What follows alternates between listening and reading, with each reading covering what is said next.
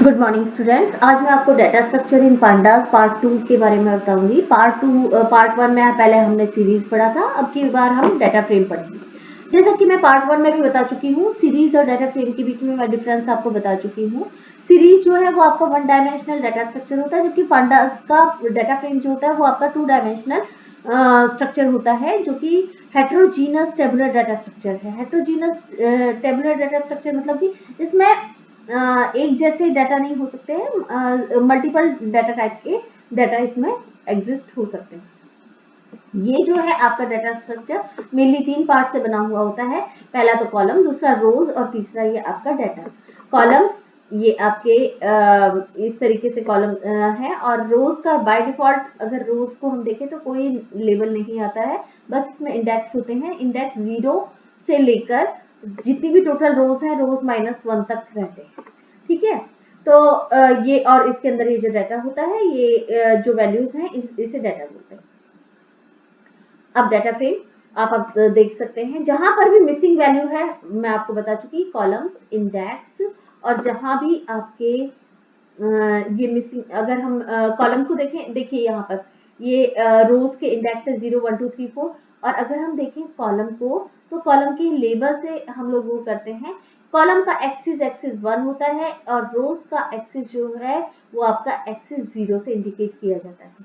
Column का index by default यहाँ से 0 से लेकर टोटल जितने कॉलम है वो -1 तक आते हैं। ठीक है, तो यहाँ पर अगर हमने कोई टेबल के अंदर कोई वैल्यू छोड़ दी है, नहीं दे पाए हैं, तो बाय डिफॉल्ट वो वैल्यू जो है नॉट अ नंबर, NaN से रिप्रेजेंट होती है। NaN जो आपका नंपाई के अंदर numpy.nan, ये आपका नॉट अ नंबर को रिप्रेजेंट करता है, मतलब कोई नंबर नहीं है। ठीक है, तो ये सारा आपका डाटा है, जहां मिसिंग डाटा है वहां नॉट अ नंबर से रिप्रेजेंट किया जा रहा है। तो टेबुलर फॉर्म में, टेबल के फॉर्म में ये डाटा आपका शो किया जा रहा है। अब डाटा फ्रेम कंस्ट्रक्टर, कंस्ट्रक्टर क्या होते हैं? वो फंक्शंस, वो मेथड्स जिनका नाम क्लास के नाम जैसा होता है, वो कंस्ट्रक्टर होते हैं। तो पांडास के अंदर डाटा फ्रेम नाम का कंस्ट्रक्टर है, फंक्शन है, जिसकी हेल्प से हम लोग डाटा फ्रेम क्रिएट करेंगे, और वो कंस्ट्रक्टर इस तरीके से रिप्रेजेंट किया जाता है। इसके लिए हमें पहले पांडास को इंपोर्ट करना पड़ेगा, और फिर पांडास का जो भी एलाइज है या पांडास डॉट डाटा फ्रेम, और फिर उसके अंदर ये पैरामीटर्स होते हैं। ये डाटा पैरामीटर आपको डालना अगर आप डालते हैं तो उसके अकॉर्डिंग आपका एक टेबल बनकर आ जाएगा। आप नहीं डालते हैं तो एम्प्टी टेबल बनेगा आपका। ठीक है, तो पहला है डाटा। डाटा के अंदर वो वैल्यूज जो जिससे हम टेबल बनाना चाहते हैं, इन वैल्यूज के अंदर हम ND array, list, series, dictionary, constant या दूसरा कोई डाटा फ्रेम कुछ भी डाल सकते हैं डाटा के अंदर। दूसरा है इंडेक्स। इंडेक्स के अंदर क्या हो रहा है कि इंडेक्स के अंदर ये जो भी अगर हमने नहीं कोई इंडेक्स दिया तो रोज का इंडेक्स बाय डिफॉल्ट 0 से लेकर रोज -1 तक चलेगा।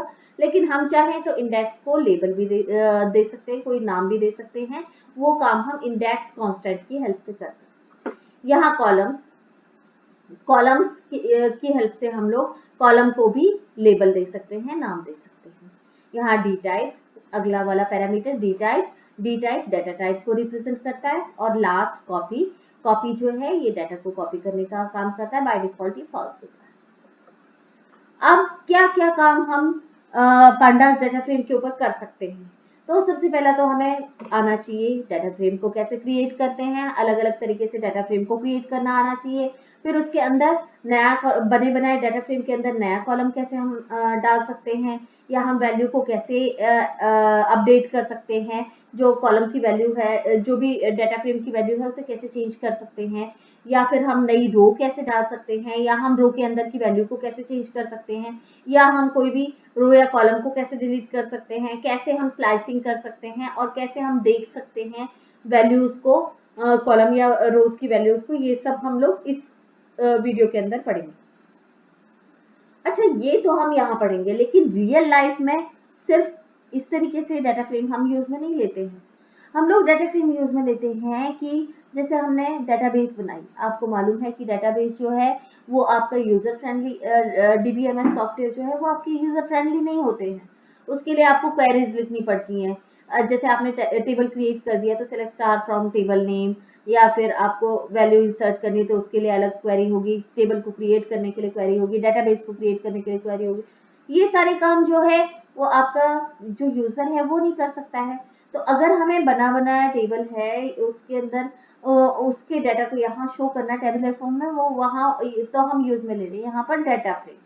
ठीक है, तो डाटा फ्रेम जो है रियल लाइफ में अगर हम देखें तो सॉफ्टवेयर क्रिएट करने के टाइम पर एसक्यूएल डाटाबेस है या फिर सीएसवी फाइल है या एक्सेल फाइल है, उनसे डाटा यहाँ लाकर टेबुलर फॉर्म में शो करने के लिए यूज में आता है। ठीक है, अब हम डाटा फ्रेम कैसे बनाएंगे? बहुत सिंपल है। जैसे हमने सीरीज बनाया था, सीरीज में क्या किया था, पांडास को इंपोर्ट किया था और फिर उसके बाद में यहाँ सीरीज के ऑब्जेक्ट का नाम इक्वल टू pd.series लिखा था। यहाँ क्या डिफरेंस है? सिर्फ इतना सा फर्क कि यहाँ इंपोर्ट किया वही इंपोर्ट पांडास एज pd और फिर df इक्वल टू pd.series की जगह पर आ गया डाटा फ्रेम। तो अगर आपने यहाँ पर कुछ भी नहीं पैरामीटर डाला तो और फिर आप प्रिंट करते हैं df को, तो बाय डिफॉल्ट ये एम्प्टी डाटा फ्रेम को शो करेगा और जिसमें कॉलम भी ऐसे आएंगे, इंडेक्स ऐसे आएंगे।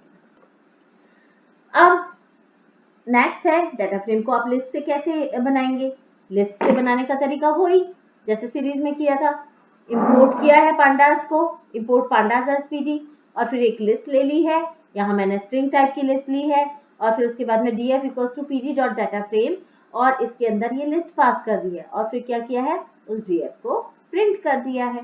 तो अगर आप देखें तो इस तरीके से यहाँ क्योंकि हमने एक ही लिस्ट ली है, हमने कोई अलग से कॉलम वगैरह नहीं डाला है, तो ये देखिए आपका आउटपुट इस तरीके से आएगा, एक ही कॉलम और उसके अंदर कॉलम का लेबल बाय डिफॉल्ट क्या आ गया है, 0, क्योंकि हमने कोई कॉलम का नाम नहीं दिया है और रोज का कोई लेबल नहीं दिया है, इसीलिए रोज को इंडेक्स से रिप्रेजेंट किया जाएगा 0 से लेकर रो -1 तक। अब creating data frame using nested list. अगर हमने नेस्टेड लिस्ट यूज में ली, यहाँ तो क्या किया था हमने, सिंपल लिस्ट यूज में ली थी, अब हम क्या करेंगे, नेस्टेड लिस्ट यूज में लेंगे। तो देखिए बाकी सारा सेम है, यहाँ पर चेंज है, यहाँ पर हम एक लिस्ट ले रहे हैं, इसके अंदर लिस्ट के अंदर 3 लिस्ट है, पहले में राम और 16, दूसरे के अंदर श्याम 18, तीसरे के अंदर रहीम 17। ठीक है, अब यहाँ देखिए हम क्या कर रहे हैं, हमने ये इंपोर्ट किया है पांडास एज pd, लिस्ट ले ली है नेस्टेड लिस्ट और फिर उसके बाद में df इक्वल्स टू pd.dataFrame, ये लिस्ट को पास कर दिया है। अब यहाँ पर हम क्या कर रहे हैं, columns equals to name comma age, हम ये कॉलम्स का नाम बता रहे हैं कि कॉलम्स के label columns equals to name comma age और प्रिंट कर रहे हैं इसको। तो देखिए ये आउटपुट आएगा आपका। ठीक है, यहाँ नेम और एज 2 कॉलम बन गए और कॉलम बनने के बाद में फिर ये देखिए आपका डाटा, पहली वाली लिस्ट की वैल्यू राम और 16 पहले वाली रो को क्रिएट कर दिया इसने, दूसरे वाले जो नेस्टेड लिस्ट का दूसरा पार्ट था, दूसरी वाली लिस्ट थी, उसने दूसरी रो को क्रिएट कर दिया और जो तीसरी लिस्ट थी नेस्टेड लिस्ट के अंदर, उसने तीसरी रो को क्रिएट कर दिया। और क्योंकि हमने यहाँ पर कॉलम्स का लेबल दे दिया था, वो नेम और एज यहाँ पर अपने आप यहाँ पर आ गया। बाय डिफॉल्ट ये नेम और एज की जगह पर 0 और 1 आते, अगर आप नहीं कॉलम का नाम देते तो यहाँ पर 0 और 1 आता। ठीक है, अब आपका creating data frame from dictionary of list. अब देखिए बाकी सारा ऐसा ही है, मैं आपको बार बार बता रही हूँ, इंपोर्ट किया है पांडास को, यहाँ पर हमने ली है डाटा के अंदर हमने क्या लिया है, डिक्शनरी, ये डिक्शनरी ली है, लेकिन डिक्शनरी ऑफ लिस्ट, इसमें डिक्शनरी में हमने क्या किया, जो कीज है, कीज तो एक ही है।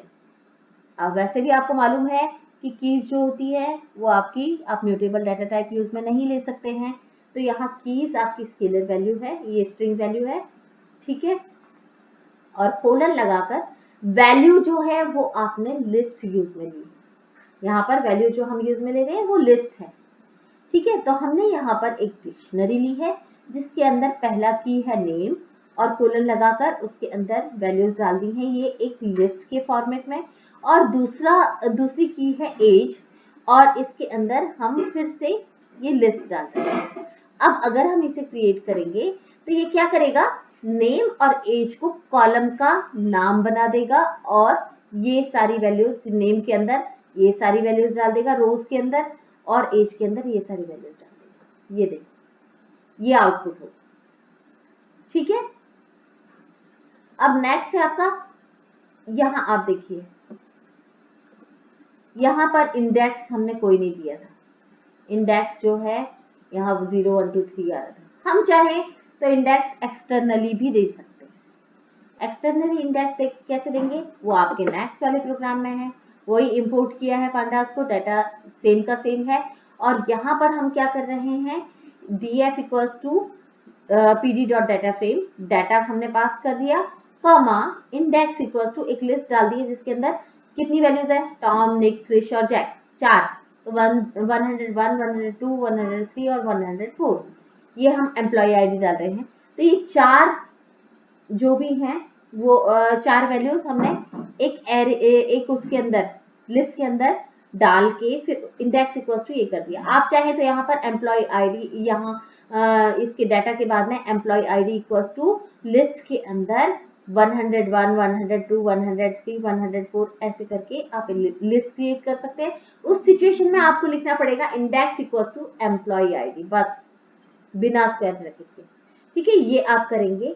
और फिर उसके बाद में आप प्रिंट कर रहे हैं, तो प्रिंट करने के बाद में क्या हो रहा है, आउटपुट आपका ये देखिए, यहाँ पर जो की थी डिक्शनरी की नेम, एज और नेम और एज ये दोनों आ गए हैं। नेम के अंदर ये जितने भी नाम थे ये आ गए हैं, एज के अंदर जितनी भी वैल्यूज थी वो आ गई हैं।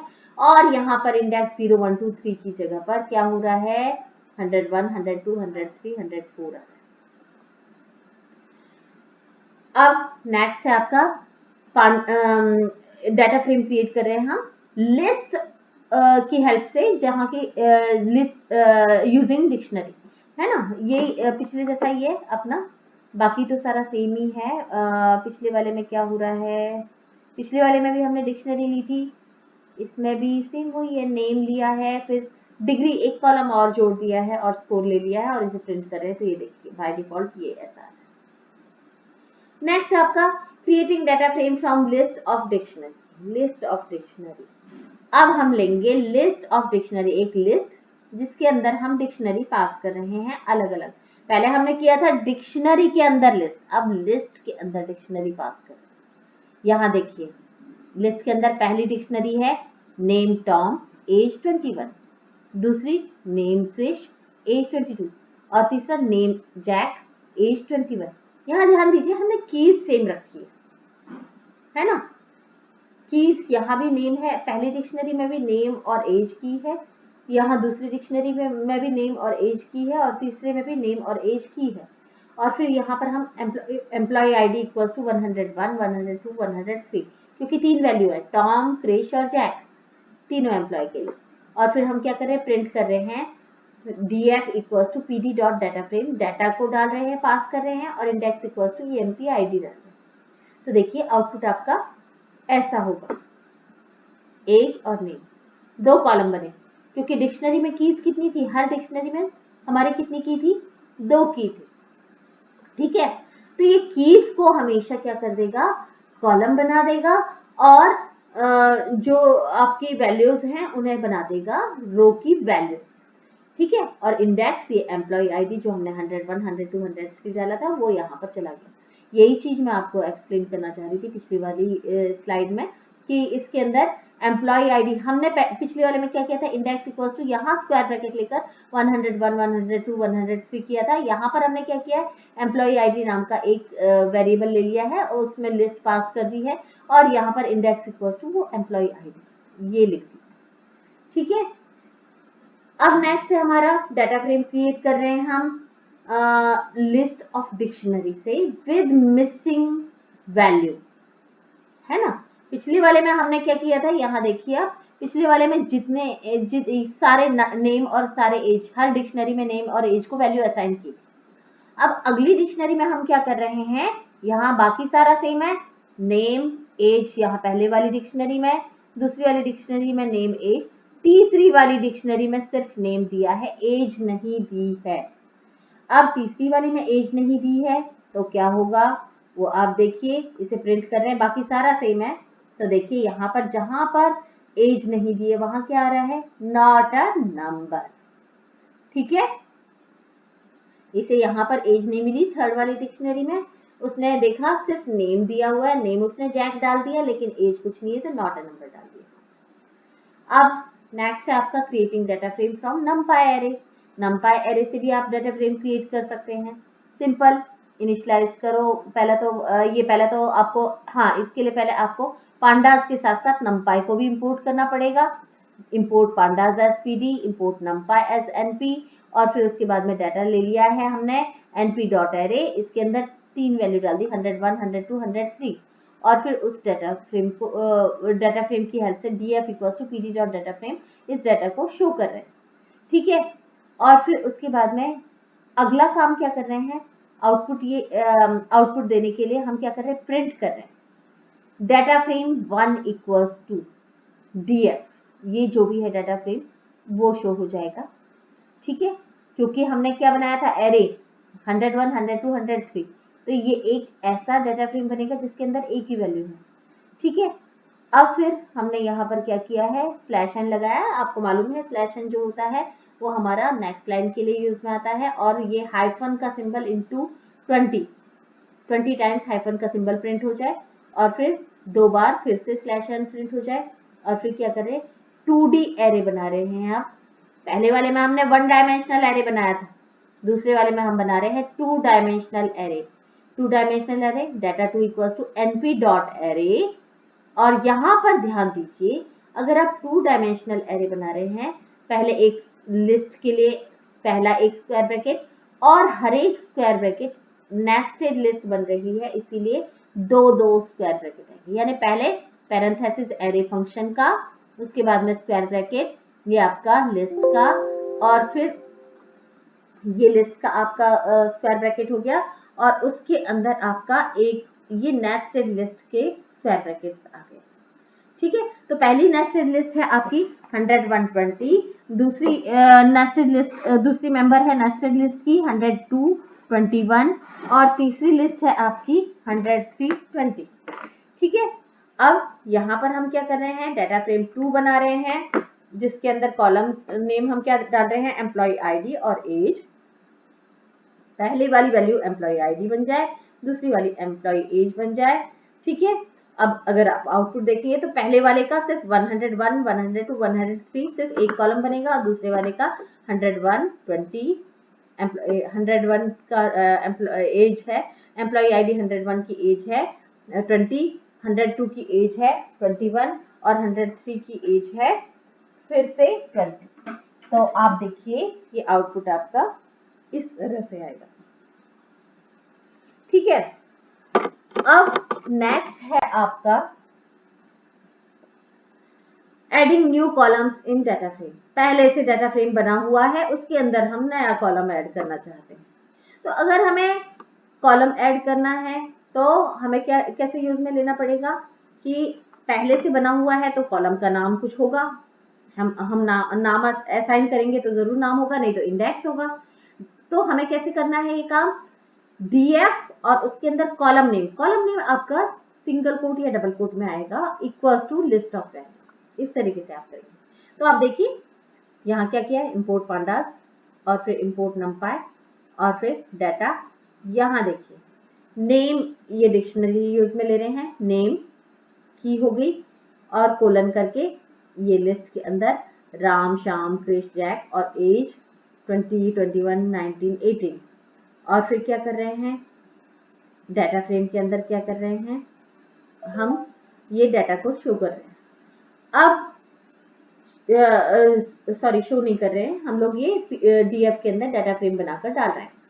अब हम क्या कर रहे हैं, एक और पहले से जो बना हुआ है डाटा फ्रेम डीएफ के अंदर स्क्वायर ब्रैकेट में एक कॉलम और डाल रहे हैं, सिटी इक्वल्स टू ये लिस्ट ऑफ वैल्यूज डाल दी है। देखिए पहले वाले की राम की सिटी दिल्ली, श्याम की सिटी मुंबई, कृष की सिटी नहीं पता है, तो np dot not a number, np numpy dot not a number. ठीक है, और फिर जैक की city Bangalore, employ ID equals to 101, 2, 3, 4, और फिर df डॉट इंडेक्स। यहाँ ध्यान दीजिए, मैं चाहूं तो ये आपका डाटा फ्रेम क्रिएट करने के टाइम पर भी ये यहाँ पर डाटा फ्रेम क्रिएट करने के टाइम पर भी मैं यहाँ पर कॉमा लगाकर index equals to employ ID पहले दे सकती थी।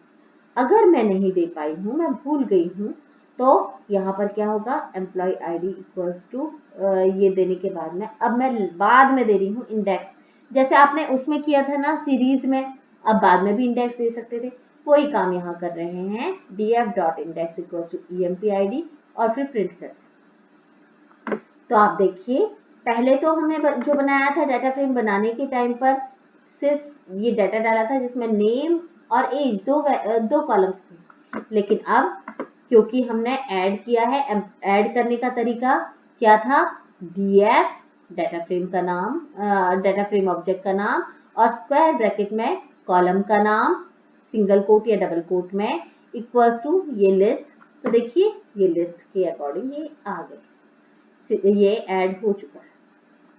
अब नेक्स्ट है adding new columns in data frame by retrieving value from existing columns. जो पहले से कॉलम्स हैं उनसे वैल्यू लेकर तब हम चाहें तो तब ऐसे भी हम पहले से बने हुए कॉलम्स हैं उनसे वैल्यू लेकर तब हम एक नया कॉलम बनाना चाहें, ठीक है, तो ये काम भी हम कर सकते हैं। कैसे, सिंपल सा, जैसे यहाँ पर आपने कॉलम का नाम पहले से प्री एग्जिस्टिंग डाला था ना, अगर आप यहाँ प्री एग्जिस्टिंग नाम नहीं डालते हैं ना, कोई नया नाम डालते हैं, तो ये क्या अच्छा ये तो आपने नया कॉलम ऐड किया था, यहाँ पर आपने नया कॉलम ऐड करने के लिए नया नाम डाला था। अगर आप नया नाम नहीं डालकर जैसे एज डालते और या आप नेम डालते और ये वाली वैल्यू डालते तो नेम के अंदर चेंज हो जाता, ठीक है ना। मेरे कहने का मतलब ये है कि यहाँ पर df सिटी इक्वल ये सारी वैल्यूज आपने डाली थी, क्योंकि सिटी नाम का कॉलम पहले से नहीं था, इसके अंदर सिर्फ नेम और एज था, इसीलिए एक सिटी नया कॉलम बन गया। अगर इसकी जगह आप नेम या फिर एज को लेकर कोई वैल्यू की लिस्ट डाल देते तो ये उन्हीं की वैल्यू को, उसी पर्टिकुलर कॉलम की वैल्यू को चेंज कर देता, जैसा कि आप यहाँ पर देख सकते हैं। इंपोर्ट किया है इंपोर्ट किया है pandas एसपीटी और फिर उसके बाद में क्या कर रहे हैं, एक हमने क्या किया, डिक्शनरी ली है, डाटा इक्वल टू प्रिंसिपल, ये प्रिंसिपल अमाउंट हमने डाल दी है, कॉमा रेट डाल दिया है। रेट यहाँ ध्यान दीजिए एक स्केलर वैल्यू है, सिर्फ एक ही वैल्यू है, तो एक ही वैल्यू होने के बाद भी जब हम ये डाटा फ्रेम क्रिएट करेंगे तो हर रो के अंदर 6.5 ही वैल्यू जाएगी। फिर टाइम 2 3 5 4 ये टाइम डाल दिया, ठीक है। कितने थे, प्रिंसिपल अमाउंट कितना था, 1 2 3 और 4 के लिए था, तो टाइम भी 4 के लिए डाल दिया। अब नेम राम श्याम कृष जय। अब हम क्या कर रहे हैं, डाटा फ्रेम क्रिएट कर रहे हैं और फिर डाटा फ्रेम के अंदर सिंपल इंटरेस्ट एक नया कॉलम बना रहे हैं। पर नया कॉलम जो हम बना रहे हैं, यहाँ ध्यान दीजिए, एक कॉलम नया बना रहे हैं लेकिन प्री एग्जिस्टिंग कॉलम्स की हेल्प से बना रहे हैं। प्री एग्जिस्टिंग कॉलम की हेल्प से बनाने के लिए हमें यूज में लेना पड़ेगा, जैसे आपको मालूम है कि सिंपल इंटरेस्ट क्या होता है, principal into rate into time upon 100। तो यहाँ एक नया कॉलम बन रहा है जिसमें df डॉट प्रिंसिपल, df ये डाटा फ्रेम के अंदर जो प्रिंसिपल नाम का कॉलम है वो into df dot rate, data frame के अंदर रेट नाम का column, into df dot time नाम का कॉलम, इन सबको मल्टीप्लाई कर दो और फिर अपॉन 100 कर दो और फिर उसके बाद में df डॉट इंडेक्स क्या डाल दो, नेम, यानी इंडेक्स हो जाएगा राम श्याम कृष जय और फिर उसे प्रिंट कर दो। ये देखिए ये आपका आउटपुट आएगा, क्योंकि यहाँ पर सिंपल इंटरेस्ट नाम का कोई कॉलम नहीं था, एक कॉलम बन गया। अब इस कॉलम ने क्या किया है, ये पहले जो थे ये वैल्यूज हमने डाली थी प्रिंसिपल रेट और टाइम की, ये प्रिंसिपल रेट और टाइम वाली जो हमने वैल्यूज डाली थी, ये वैल्यूज इसने मल्टीप्लाई करके 100 से डिवाइड करके, ये आप देख सकते हैं 100 से डिवाइड करके तब ये इसने सिंपल इंटरेस्ट नाम का एक कॉलम बना दिया और उसके अंदर वैल्यू असाइन कर दी। तो ये था adding new column in data frame by retrieving value from existing one. अब changing value of pre existing column, पहले से बना हुआ, ये मैं आपको पहले ही एक्सप्लेन कर चुकी, पहले से कोई कॉलम है उसके अंदर वैल्यू को आपको चेंज करना है, तरीका, इंपोर्ट किया पांडास को, ये डाटा ले लिया आपने, है ना, प्रिंसिपल ये हुआ, वही सेम है पहले वाले जैसा ही है प्रोग्राम। इसके अंदर क्या फर्क पड़ रहा है, ये नेम राम श्याम हो गए, और जो भी है डाटा फ्रेम क्रिएट कर दिया pd.data frame से, और फिर df.index नेम डाल दिया। अब देखिए दो चीजें प्रिंट कर रही हूँ, before updation data frame df, ठीक है, और फिर नेक्स्ट लाइन में मैं प्रिंट कर रही हूँ df का प्रिंसिपल। मैं प्रिंसिपल नाम का जो कॉलम है जिसमें पहले 20,000 है कि क्या, हाँ 20,000 और 2,20,000 और ये आपका 1,90,000 और ये हो गया आपका 1,80,000। ये जो अमाउंट है इसकी जगह पर मैं सिंपल क्या कर रही हूँ, प्रिंसिपल इक्वल्स टू df का principal equals to square bracket में है प्रिंसिपल, और देखिए ध्यान दीजिए सिंगल कोट लगाया हुआ है, इक्वल्स टू 100, 200, 300 एंड 400। तो देखिए आपका आउटपुट ये आएगा। पहले जो था वो आपका प्रिंसिपल अमाउंट ये था, बाद में ये हो गया, ठीक है। तो ये आप प्री एग्जिस्टिंग कॉलम में इस तरीके से डाटा वैल्यू को चेंज कर सकते हैं। फिर है नेक्स्ट एडिंग रोज इन डाटा फ्रेम। हम चाहे तो डाटा फ्रेम के अंदर रो भी ऐड कर सकते हैं। पहले से डाटा फ्रेम बन गया है पर अब नई वैल्यू आई है, इंसर्ट तो करना पड़ेगा। इंसर्ट करने के लिए क्या करेंगे कि किस तरीके से करेंगे, इंसर्ट करने के लिए आपके दो फंक्शन यूज में आते हैं। एक वैसे इंसर्ट करने के लिए आपका नई रो को ऐड करने के लिए एक ही फंक्शन यूज में आता है, .loc, है ना। .loc के अंदर आप जो भी पैरामीटर पास करेंगे वो आपका ऐड हो जाएगा। तो देखिए आप इस कोड के अंदर देखिए इंपोर्ट pandas spd, और फिर उसके बाद में क्या हो रहा है, डाटा ये आपका पहले वाला ही है, जो भी डाटा है ये नेम आप इंडेक्स के लिए यूज में लेंगे, और यहाँ पर आपने डाटा फ्रेम क्रिएट कर दिया है, ये आपने नेम की वैल्यू इंडेक्स को असाइन कर दी है। फिर प्रिंट कर रहे हैं हम बिफोर अपडेशन जो भी फ्रेम है वो, और फिर देखिए यहाँ पर हमने क्या किया, यहाँ पर हमने लेबल लिए थे राम श्याम कृष जैक। अब हम एक नया लेबल ले रहे हैं df.loc, loc फंक्शन। loc में क्या हो रहा है, ये हम जो भी रो का लेबल है वो यूज में यहाँ पर लेंगे, रो का लेबल होना जरूरी है, रो का लेबल हम यूज में ले रहे हैं, इक्वल्स टू ये वैल्यू हमने डाल दी, पहली वाली वैल्यू प्रिंसिपल अमाउंट की, दूसरी वैल्यू रेट की, और तीसरी वैल्यू टाइम की, और फिर हम उसे शो कर रहे हैं रो ऐड होने के बाद में। तो देखिए ये आपका आउटपुट होगा, बिफोर अपडेशन राम श्याम कृष जैक थे, अब आफ्टर अपडेशन एक हैरी और ऐड हो गया है, यहाँ पर हमने हैरी ऐड किया था और उसकी ये वैल्यू थी, आप देखिए ये वैल्यू, ठीक है। नेक्स्ट है अपडेटिंग रोज इन डाटा फ्रेम। आप चाहे तो वैल्यू को चेंज भी कर सकते हैं। तरीका, लेबल का नाम यूज में लिया, यहाँ पर जैसे आपने LOC की हेल्प से किया था, यहाँ ऐड किया था, ऐड करने की जगह जैसे मान लीजिए राम की वैल्यू चेंज करनी है तो LOC के आगे ही यहाँ पर राम डाल दिया, और जो भी नई वैल्यू डाल दी वो अपडेट हो जाएगी, चेंज हो जाएगी। देखिए ये प्रोग्राम में इंपोर्ट किया पांडास, ठीक है, डाटा डाल दिया है, डाटा ले लिया है, नेम ले लिया है एक लिस्ट, और उसके अंदर डाटा फ्रेम क्रिएट किया है। डाटा फ्रेम क्रिएट करने के बाद में उसे इंडेक्स जो नेम है वो इंडेक्स असाइन कर दिए हैं, और उसके बाद में बिफोर अपडेशन जो भी है वो वैल्यू आ जाएंगी, प्रिंसिपल रेट और टाइम वाली, है ना, जो भी अमाउंट जो भी है वो, और साथ में इंडेक्स आ जाएगा राम श्याम कृष जैक। और फिर आफ्टर अपडेशन ये देखिए अपडेशन में हम क्या कर सकते हैं, या तो हम LOC को यूज में ले सकते हैं, या फिर हम ILOC दूसरे वाले फंक्शन ILOC को यूज में ले सकते हैं। अगर हम ILOC, I रिप्रेजेंट इंडेक्स, है ना, इंडेक्स ऑफ लोकेशन, अगर हम ILOC यूज में लेते तो हमें इंडेक्स बताना जरूरी है कि कौन से वाले इंडेक्स को हम चेंज कर रहे हैं। याद रखिए कि आप ILOC की हेल्प से ऐड नहीं कर सकते नई रो को, आप ऐड करने के लिए सिर्फ LOC यूज में लेंगे। अगर आपको एडिट करना है, चेंज करना है, अपडेट करना है तो उसके लिए ILOC या फिर LOC फंक्शन किसी भी एक को यूज में ले सकते हैं। LOC अगर आपने यूज में लिया है तो आपको रो का नाम बताना पड़ेगा, और ILOC अगर आपने यूज में लिया है तो आपको इंडेक्स नंबर बताना पड़ेगा। तो देखिए ये क्या किया है यहाँ पर, पहले पहले तो यहाँ देखिए df.iloc 1 पर कौन है, श्याम, ठीक है, 1 पर श्याम है, उसकी क्या क्या वैल्यूज है, 20 ये 2,10,000 प्रिंसिपल है और रेट 6.5 है और टाइम कितना है 3, तो उसे चेंज कर रहे हैं 100, 7 और 3 में। और यहाँ LOC क्या कर रहा है, राम की भी वैल्यू को चेंज कर रहा है, राम तो पहला ही है, राम की वैल्यू को यहाँ पर 20,000 से चेंज करके 200 कर रहा है और यहाँ 6.5 की जगह पर 5 कर रहा है और यहाँ पर ये 2 ही रहने दे रहा है। तो आप देखिए आउटपुट आपका ऐसे आएगा, ये पहले वैल्यूज जो डाली थी और फिर बाद में ये चेंज होने के बाद में, ठीक है। अब है डिलीट करना, आप चाहें तो कॉलम को डिलीट भी कर सकते हैं, डिलीट करने का काम डेल कीवर्ड की हेल्प से भी कर सकते हैं।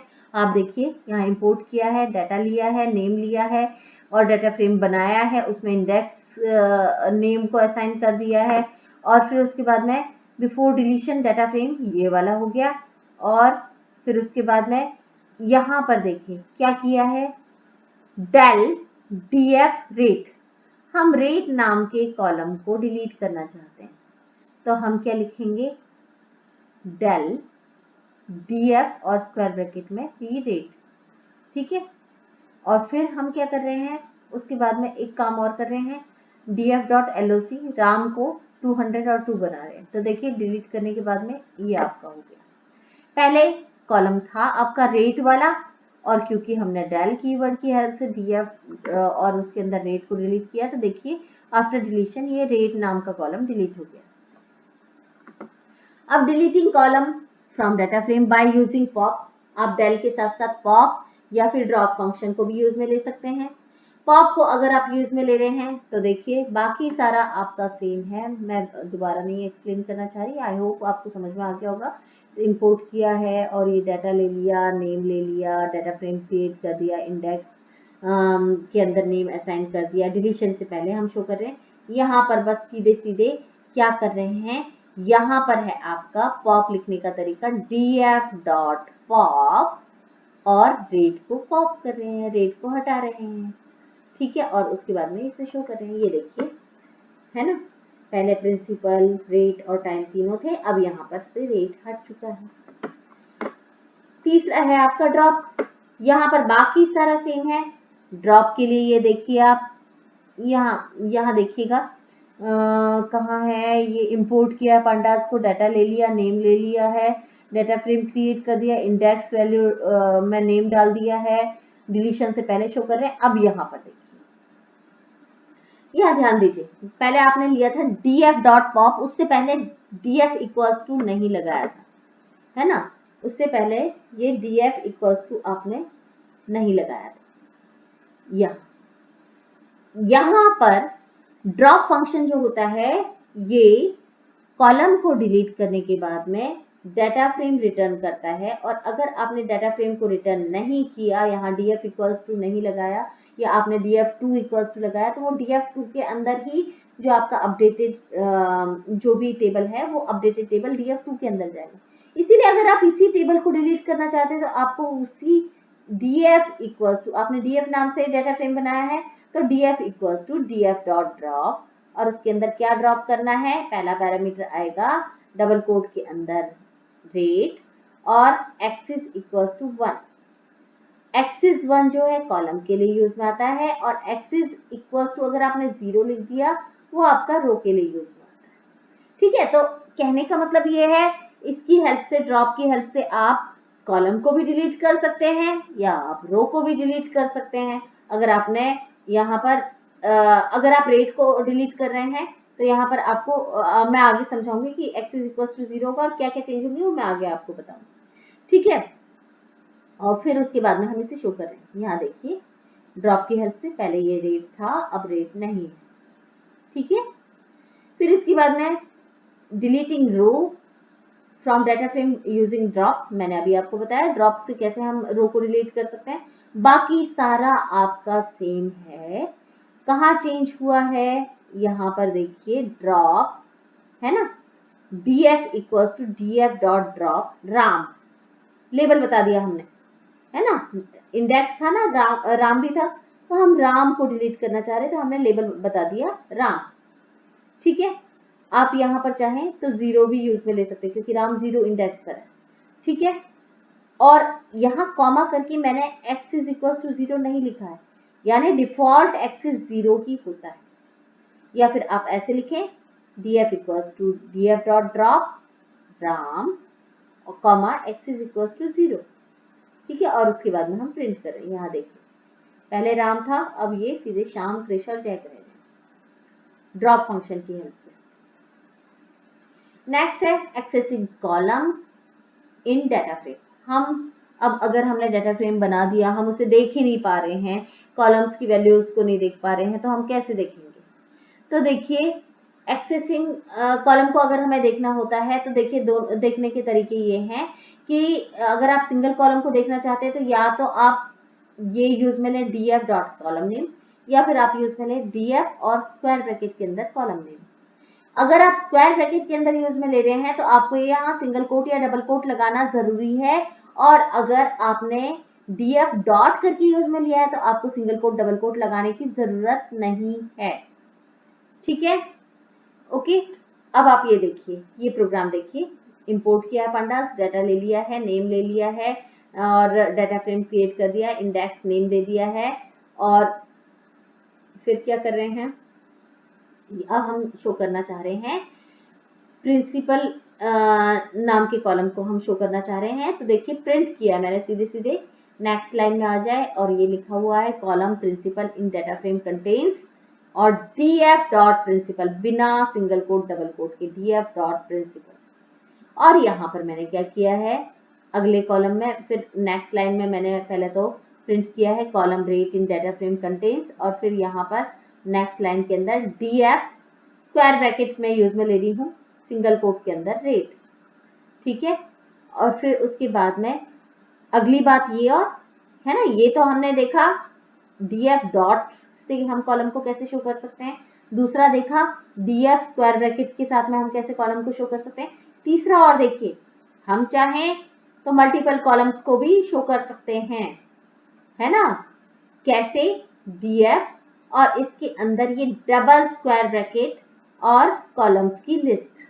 डबल स्क्वायर ब्रैकेट देना जरूरी है, अगर आपने नहीं दिया तो आपका टेबुलर फॉर्म में डाटा नहीं आएगा, है ना। तो लास्ट वाले इसमें हम क्या आउटपुट चाह रहे हैं, रेट आना चाहिए और साथ में प्रिंसिपल भी आना चाहिए। तो देखिए आपका आउटपुट ये होगा,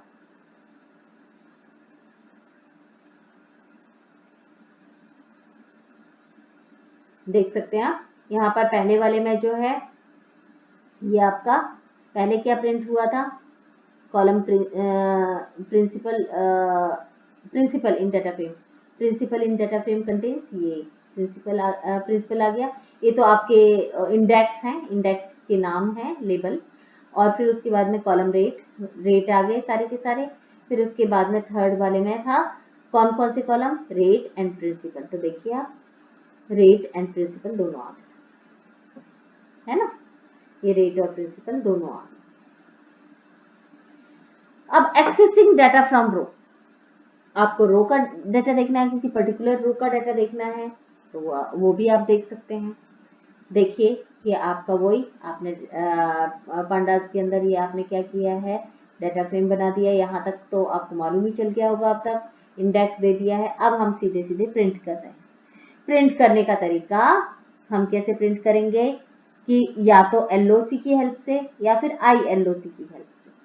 जैसे मान लीजिए हमें राम की इंफॉर्मेशन प्रिंट करनी है, तो देखिए क्या किया है, data of Ram by using df dot LOC। तो कैसे प्रिंट कर रहे हैं, कॉमा करके df dot LOC square bracket में राम डाल दिया। ठीक है, अब अगर हमें ILOC की हेल्प से करना है तो वही मैसेज दे दिया कॉमा करके df डॉट ILOC 1 पर कौन था, श्याम। ठीक है, अगर हमें डाटा देखना है राम से लेकर कृष्ण तक का एक रेंज के अंदर, तो देखिए रेंज के अंदर बाकी सारा सेम है, df dot LOC square bracket में राम कोलन कृष्ण, यानी राम से लेकर कृष्ण तक का डाटा दे दो।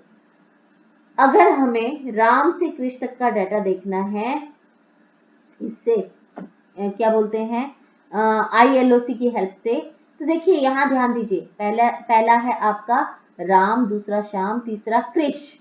यानी राम का इंडेक्स क्या है 0, श्याम का इंडेक्स 0, कृष का सॉरी राम का इंडेक्स 0, श्याम का 1, कृष का 2। तो देखिए आपको मालूम है स्लाइसिंग के टाइम पर क्या होता है, आपको इंडेक्स +1 करके लिखना होता है। तो यहाँ पर देखिए, यानी कि क्योंकि कृष का इंडेक्स 2 था, हम +1 करके यहाँ 3 लिखेंगे। यानी df.iloc 0 से लेकर कोलन करके 3 का मतलब इंडेक्स नंबर 2 तक की वैल्यूज को शो कर दीजिए। अगर आपको डाटा देखना है राम और जैक का, आप देख सकते हैं राम सबसे पहला, जैक सबसे लास्ट में है ना, सीक्वेंस में नहीं है। तो आपको कैसे देखना है, LOC की हेल्प से df.loc डबल स्क्वायर ब्रैकेट के अंदर पहला राम डबल कोट में और कॉमा जैक डबल कोट या सिंगल कोट में, और फिर ये double parenthesis double square bracket बंद करके फिर पैरेंथेसिस बंद किया है प्रिंट वाला। ठीक है, ऐसे ही अगर आपको मल्टीपल कॉलम की वैल्यूज को देखना है, मल्टीपल रोज की वैल्यूज को देखना है, जैसे राम और जैक दोनों की वैल्यूज को ILOC की हेल्प से देखना है, तो वही df.iloc डबल स्क्वायर ब्रैकेट और इसमें इंडेक्स वैल्यूज। तो आप देख सकते हैं ये आपका डाटा, आप करके देखेंगे तो आपको पता चल जाएगा ये आपका डाटा है।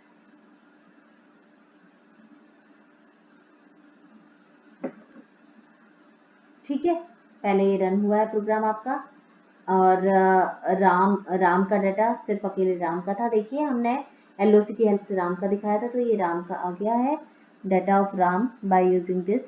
इस तरीके से प्रिंसिपल रेट और टाइम आपके कॉलम वाइज नहीं दिखा रहा है, इस तरीके से दिखा रहा है। ठीक है, ऐसे ही शाम का डाटा आ गया, ये रहा।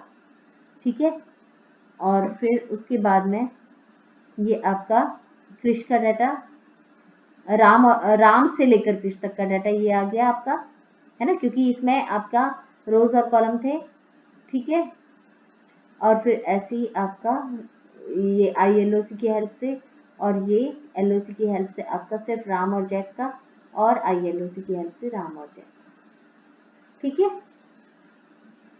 अब accessing data from both rows and columns, rows से भी डाटा लेना है, साथ के साथ में कॉलम से भी लेना है। तो देखिए कैसे करेंगे, प्रिंट बाकी सारा अपना वैसे ही डाटा फ्रेम बना है। यहाँ पर देखिए प्रिंटिंग में देखिए क्या चाह रहे हैं हम, राम और जैक का, क्या प्रिंसिपल और टाइम।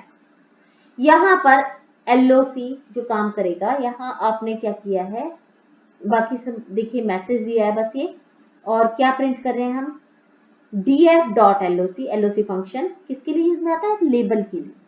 ठीक है, इसमें डबल स्क्वायर ब्रैकेट, यहाँ हम पहले बताएंगे, पहले वाली पोजीशन में हम बताएंगे रोज के नाम, यानी राम और जैक का डाटा दो, कॉमा करके लिस्ट बंद हुई, लिस्ट बंद होने के बाद में दूसरी लिस्ट शुरू हो रही है, कॉमा करके हम लिख रहे हैं प्रिंसिपल कॉमा टाइम। ठीक है, प्रिंसिपल और टाइम, ये दोनों कॉलम, पहली वाली लिस्ट में दोनों रोज और दूसरी वाली लिस्ट में दोनों कॉलम। ठीक है, LOC के साथ में। और यहाँ पर देखिए राम और जैक का प्रिंसिपल और टाइम, ये ILOC की हेल्प से वही है df.iloc, लेकिन यहाँ पर अब क्या हो रहा है, पहली वाली लिस्ट के अंदर क्या हो रहा है, इंडेक्स आ रहा है रो का 0 और 3। देखिए राम कौन सी पोजीशन पर है, 0 इंडेक्स पर, और ये आपका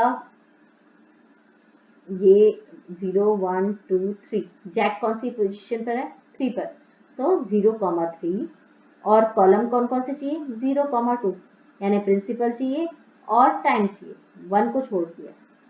तो देखिए आउटपुट आपका ऐसा है,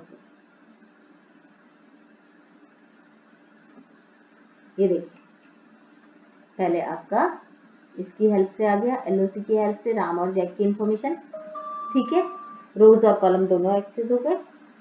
ठीक है, और ऐसे ही ये ILOC की हेल्प से हो गया। अब है नेक्स्ट आपका स्लाइसिंग। स्लाइसिंग हालांकि मैं पहले भी बता चुकी हूँ आपको, अगर हमें डाटा हम देखना चाहते हैं, एक रेंज के अंदर डाटा देखना चाहते हैं, तो हम स्लाइसिंग कर सकते हैं, पर शायद मैंने एक ही कॉलम में बताया था, अभी इसमें मैं आपको दोनों रोज और कॉलम दोनों की हेल्प से ये करना बताऊंगी। तो यहाँ देखिए बाकी सारा आपका सेम है, ये आपका यहाँ तक तो जो प्रोग्रामों में चल रहा है, पहले के प्रोग्राम्स में जो चल रहा है वो का वही है। और फिर उसके बाद में यहाँ प्रिंट में देखिए data of Ram to Jack, Ram से लेकर जैक, एलओसी की हेल्प से क्या किया है, df.loc स्क्वायर ब्रैकेट के अंदर राम सिंगल कोट में कोलन जैक, राम से जैक, ठीक है। और फिर कॉमा प्रिंसिपल से टाइम, यहाँ ध्यान दीजिए प्रिंसिपल कोलन टाइम, 2 स्टेप्स आगे चलिए, ठीक है ना। यानी कहने का मतलब राम से जैक तक का डाटा चाहिए और साथ में प्रिंसिपल और टाइम जो है ये दोनों कॉलम, ये प्रिंसिपल से लेकर टाइम तक मतलब पूरा का पूरा डाटा चाहिए और वो भी 2-2 स्टेप्स आगे फॉरवर्ड करके। और ऐसे ही ये आपका डाटा जो है ILOC की हेल्प से यहाँ स्लाइसिंग की है ना, df.iloc। यहाँ पर आपका कोलन यहाँ देखिए मैं क्या करना चाह रही हूँ, कोई रोज और कॉलम नहीं, सारी की सारी रोज आए लेकिन 2-2 स्टेप्स आगे चले, ऐसी कोई रोज कॉलम नहीं, 2-2 स्टेप्स आगे चले। तो देखिए राम श्याम कृष, ये देखिए पहले वाले में क्या हुआ है, राम से लेकर जैक तक सभी का डाटा आ गया है, प्रिंसिपल और टाइम दोनों 2 ही कॉलम्स आए हैं और वो भी 2-2 स्टेप्स है, ठीक है।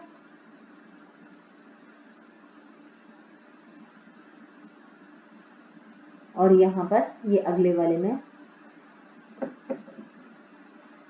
में देखिए ये क्या आया है, प्रिंसिपल और टाइम आया है लेकिन सिर्फ राम और कृष का आया है, राम का की वैल्यू ली उसने और कृष की ली और 2-2 छोड़ दिया, ठीक है।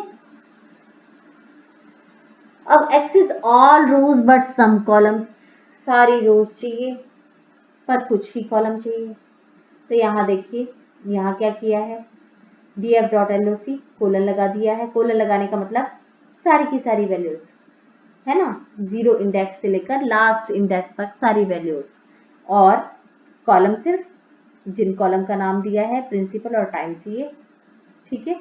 वो भी प्रिंसिपल से टाइम और वो भी 2 का मतलब कॉलम जो है बीच वाला कॉलम, पहला कॉलम था प्रिंसिपल, दूसरा रेट और तीसरा टाइम, यानी कि 2 स्टेप्स आगे बढ़े, यानी कहने का मतलब ये है रेट कॉलम नहीं है, ठीक है। और ऐसे ही यहाँ पर क्या हो रहा है, ILOC की हेल्प से कोलन लगा दिया है, कोलन कोलन और 2 स्टेप्स आगे लो। तो ये आप देख सकते हैं यहाँ पर सारी रोज आ गई हैं लेकिन कॉलम सिर्फ गिने चुने आ रहे हैं यहाँ पर, ठीक है। अब एक्सेसिंग स्पेसिफिक वैल्यूज, कई बार ऐसा होता है कि हमें सिर्फ इसकी जैसे सिर्फ राम का प्रिंसिपल चाहिए या फिर सिर्फ शाम के का रेट चाहिए, तो उस सिचुएशन में कैसे प्रिंट करेंगे आप, बाकी सारा सेम है। यहाँ पर क्या हो रहा है, df.loc और राम कॉमा प्रिंसिपल, है ना, जिस चीज का हमें चाहिए पहले आएगा रो का नाम और फिर उसके बाद में कॉलम का नाम सिंगल स्क्वायर ब्रैकेट में, है ना, क्योंकि हमें सिंगल वैल्यू चाहिए। ऐसे ही ILOC के साथ में जैसे राम कौन से नंबर पर था, 0, और इसका प्रिंसिपल भी कौन से इस पर था, कॉलम पर 0 पर, तो ये 0,0 ये आएगा आपका आउटपुट, ठीक है। ये देखिए आपका बिना टेबुलर फॉर्म में, आपने सिंगल स्क्वायर ब्रैकेट दिया तो बिना टेबुलर फॉर्म में आया, ओके। उम्मीद करती हूँ कि आपको ये सब समझ में आ गया होगा, आप इसे नोट्स भी बनाएंगे और कॉपी में भी करके देखेंगे। धन्यवाद।